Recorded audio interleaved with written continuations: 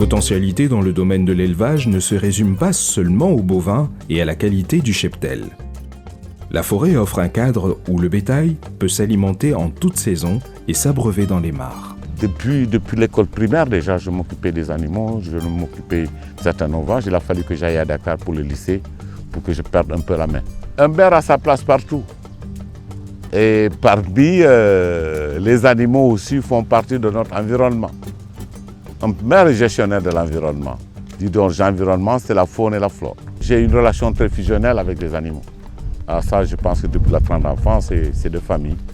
Et il m'arrive tous les week-ends, quand je viens, je vais passer toute une journée avec les bergers. Et ils m'apprennent des choses les plus simples de la vie, mais les plus vraies. Je suis le président des éleveurs de la région. Ils m'ont fait l'honneur.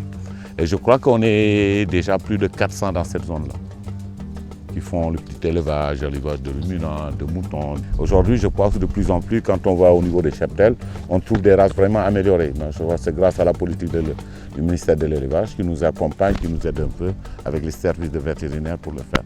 Ce qu'on a constaté, c'est que les produits de cette insémination est très adaptés. Surtout quand on les prend avec les Ndama que nous avons ici, ça nous donne des races très, très adaptées.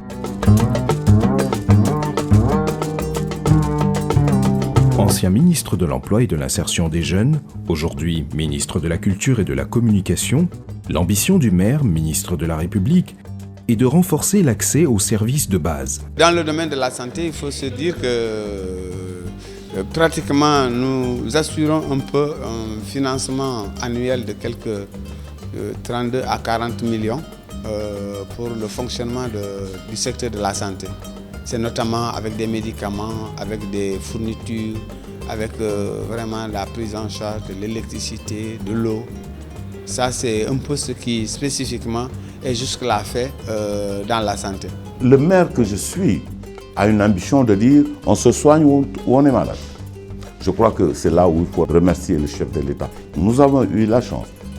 Si je fais le récap, de 2012 à maintenant, la Casamance naturelle en termes d'infrastructure, c'est 4 fois plus que ce qui a été fait de 60 à 2012. Ça, il faut le faire.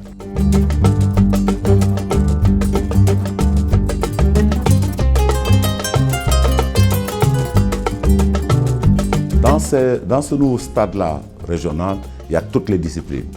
Il y a l'handball, il y a le basket, il y a l'athlétisme. Ça va être un stade multifonctionnel. Nous avons eu de bons produits ici à Sédhiou. Quand je parle de Sadio Mané, quand je parle de Papa Demba Cissé. En 2012, quand le président de la République, dans le cadre des conseils des ministres délocalisés, j'ai eu l'opportunité de dire, mais président, on n'a pas de stade. Jamais eu de stade. Mais on était en pleine année budgétaire. C'est en ce moment que le président de la République a fait appel à mon collègue du sport en lui disant, mais bon, monsieur le maire, il n'a pas de stade. Je dis, écoutez, monsieur le président, moi, je suis en pleine année d'exercice, mais je peux voir les petites économies que je peux faire dans un premier instant pour leur faire un stade municipal. En attendant le stade régional, aujourd'hui, vous pouvez promener le stade municipal et avancé, le stade régional aussi est très avancé. Mais c'est qu'on a eu, c'est vrai, des retards, des problèmes avec les entreprises. Cette question est derrière nous, est déjà réglée. Aujourd'hui, les travaux ont repris à avancer. Et Sédhiou va avoir ces deux stades très bientôt, grâce à la volonté du chef de l'État, le président Macky Sall. L'habitat social, alors, à date sur la plateforme de demande de logement, on est à plus de 1000 demandeurs. Et je crois que j'ai eu la séance de travail avec mon collègue de l'urbanisme.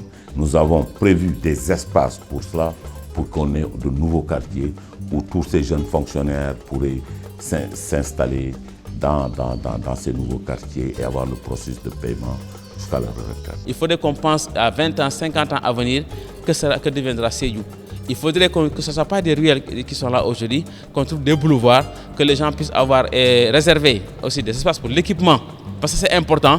Comme ça, 20 ans à 40 ans après, les générations à venir comprendront aussi, ceux qui les ont précédés, quand même, ont pensé à eux. On ne peut pas gérer une ville si on n'a pas d'ambition pour la ville. On ne peut pas gérer une ville si on n'est pas volontariste. On ne peut pas gérer une ville si on n'aime pas les Sédhiouas.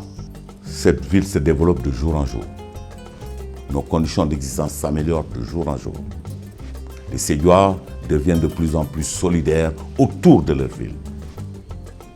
Et je crois que tous ces cadres qui s'intéressent au vécu de leur ville, à l'amélioration des conditions d'existence de leur ville, je crois que ça, il faut saluer et dire bravo. Je pense que tous ensemble, avec toutes ces énergies positives qui vont se mettre ensemble, en ayant un seul champ de tir, qui est l'amélioration des conditions, l'attrayance de Sédhiou, on va y arriver. Je pense que cette ville, sous peu, va être l'une des plus belles villes du Sénégal. Une ville où chaque citoyen, chaque Sénégalais hors du Sénégal viendra voir les performances et la beauté de cette petite ville attachante et charmante.